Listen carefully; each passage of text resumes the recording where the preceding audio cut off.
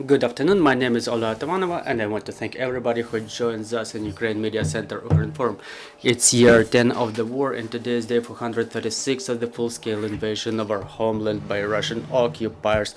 And now we will be talking about the operation of our banking system. Joining us in line is Olena Korobkova, chair of the board of the Independent Association of the Banks of Ukraine.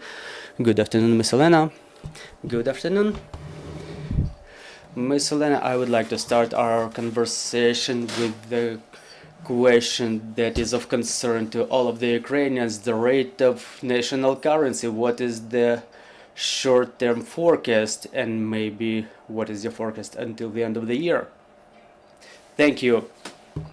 On one hand, it's a difficult, on the other hand, quite a simple question. We've seen that as the hryvnia rate strengthens, the trend is preserved during the sowing campaign, and I want to remind you that the sowing campaign became the fundamental reason that strengthened the hryvnia rate.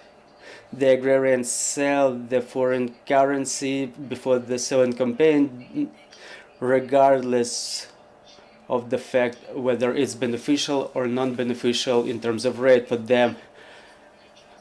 But lately we've been observing the price of the cash currency going up due to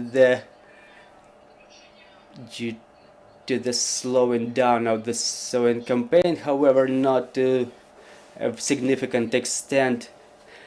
And then the fuel system will be back to the pre-war taxation regime, so the fuel will be sold at higher prices. That will activate the demand for foreign currency in summer, but we should not expect the rate to change drastically shortly, because the National Bank will adhere to the fixed exchange regime of the foreign currencies. So within the next 2 months the range will be from 38 to 40 hryvnias per $1. Forecasting until the end of the year is difficult because every day starts with the news from the front lines. We see how the situation is developing. We trust in a victory, we hold the financial front, and we do everything possible to jointly win over the enemy. Ms. Olena, continuing the subject of influence of agrarian business on the exchange rate, I would like to ask for your opinion regarding the following. We understand that we have problems with exports now, which will result, with the export of agricultural products. Such problems will result in decrease of our currency proceeds that will influence the rate definitely. So how deeply will it be felt? Well, I don't think we will be very vulnerable in this extent, in this regard, because what's going on with the export now, there are certain resolutions being developed in Europe to stop it. Some of the countries already cancelled those decisions that they've taken recently with regard to our exports, so we hope the fund to start working shortly that will compensate the agrarians. I'm talking specifically about the small agrarian businesses, and that will also result in a push to development of the agrarian business,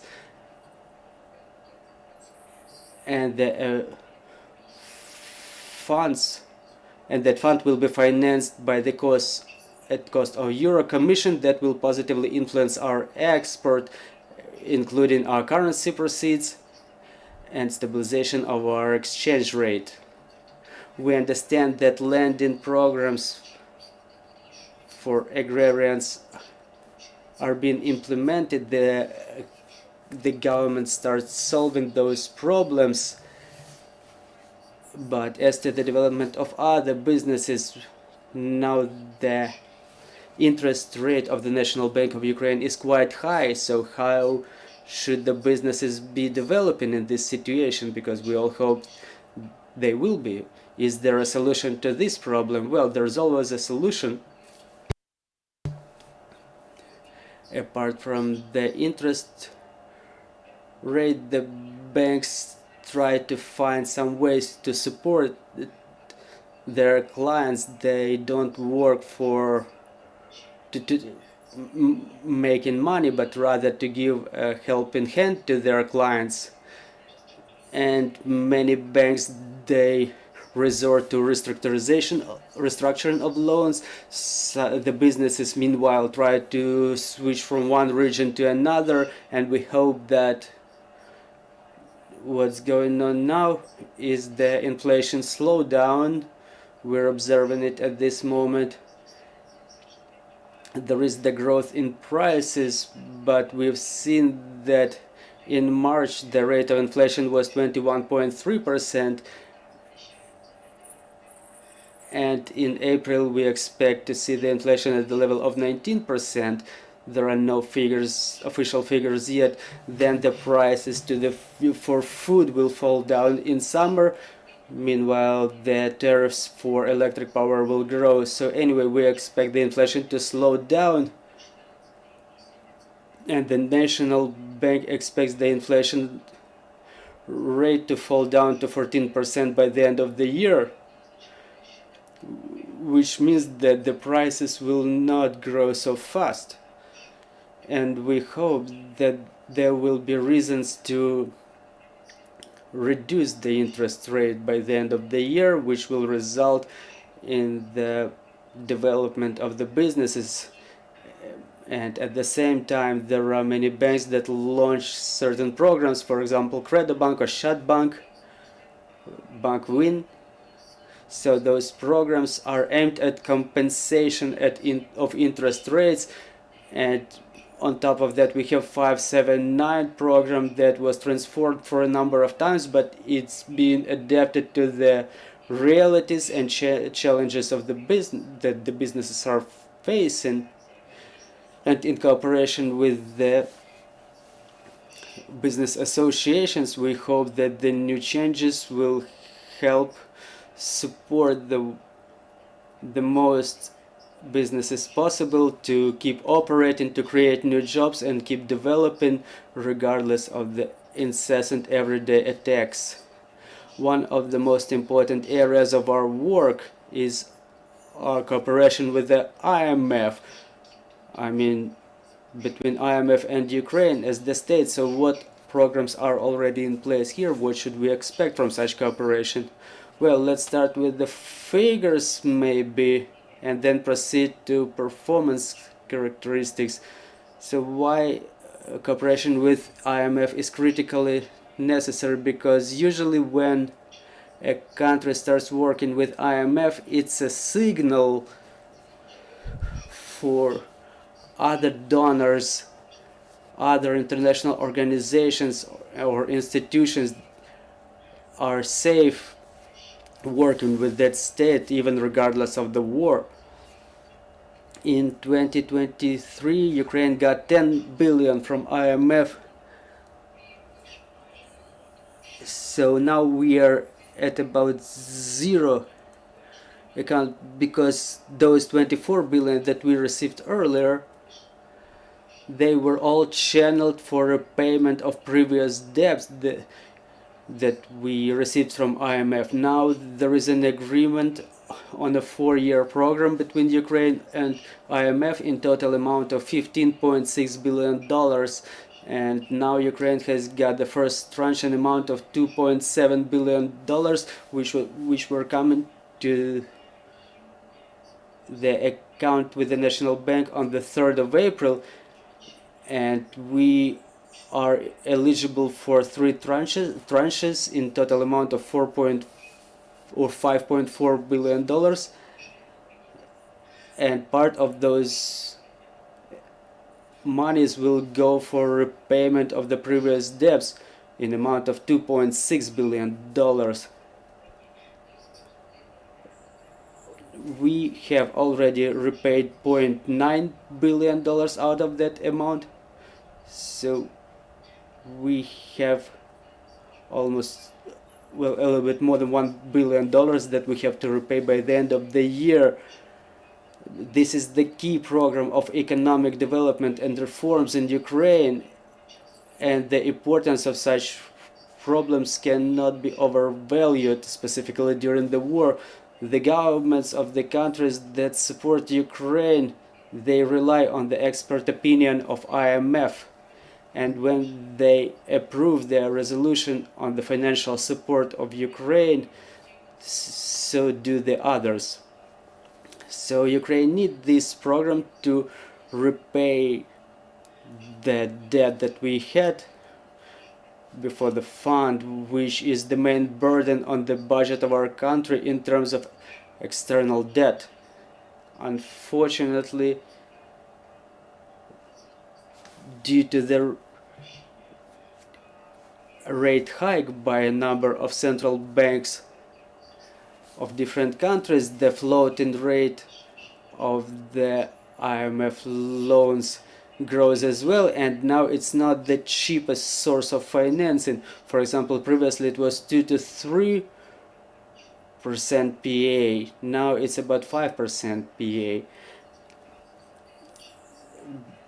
But still, cooperation with IMF remains the utmostly important aspect of international cooperation, so we continue on working on compliance with the conditions of the agreement between Ukraine and IMF, and we're moving forward to the victory together with the partners, our allies, those who support us, and they are real multiple. Thank you very much. We have questions on the floor. Please, dear colleagues. Good afternoon, Vladislav Obuch, Ukrinform. Miss Olena, what is your opinion on the situation with the risks for the banking system, except for the risks related to the war? I mean specifically now the number of NPLs is growing in the banking system. The share of NPLs is more than 40% now. Part of the collateral is already destroyed or damaged. Should the state support commercial banks in solution of their problems, or are they on their own?